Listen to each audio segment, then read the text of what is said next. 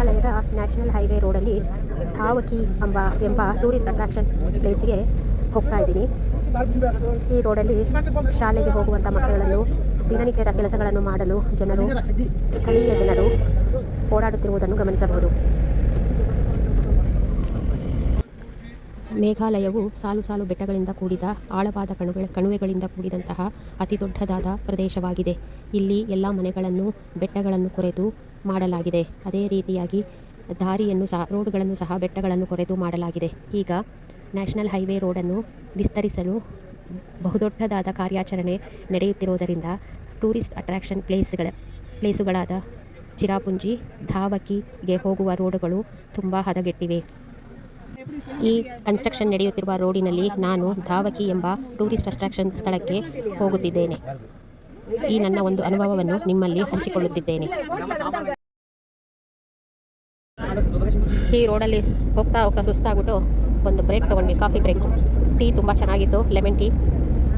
So ಸ್ವಲ್ಪ ಸುಧಾರಿಸ್ಕೊಂಡು ಮುಂದೆ ಹೋಗೋಣ ಅಂತ ಇಲ್ಲಿ ಸ್ಟಾಪ್ ಮಾಡಿದ್ದೀವಿ.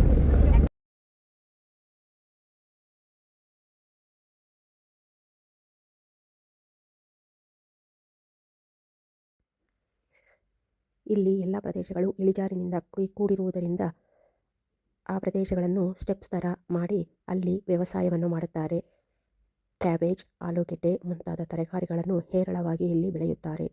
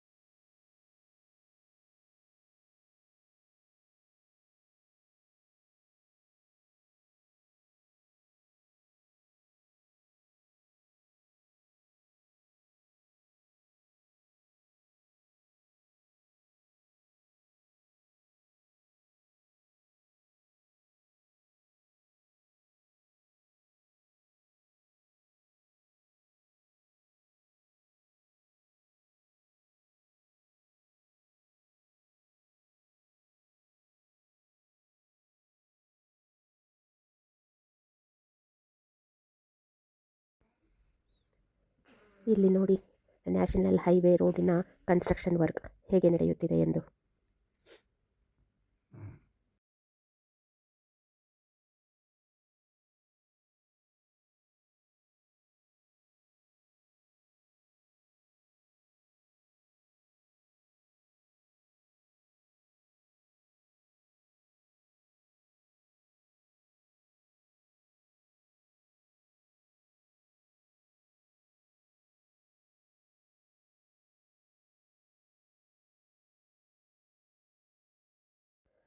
ಅಪ್ಪ, ಈ ರೋಡಲ್ಲಿ ಬೆಳಗಿನ ಜಾವ 8 ಗಂಟೆಯಿಂದ ಟ್ರಾವೆಲ್ ಮಾಡಿ ಸುಸ್ತಾಗ್ಬಿಡ್ತು.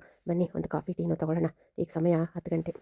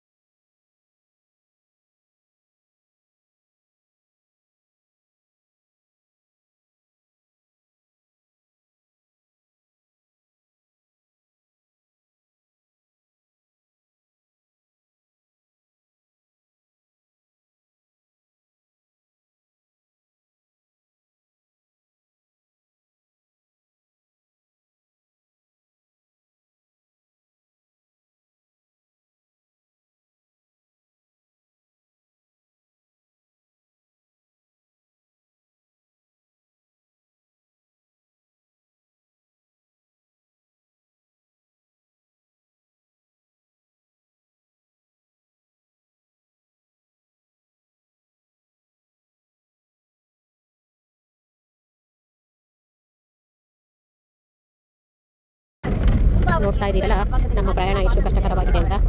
ಮುಂದೆ ದಾವಕ್ಕಿಗೆ ಹೋದ್ಮೇಲೆ ಮತ್ತೆ ವಿಡಿಯೋದಲ್ಲಿ ನಿಮಗೆ ಸಿಗ್ತೀನಿ. ಅಲ್ಲಿವರೆಗೂ ಬಾಯ್.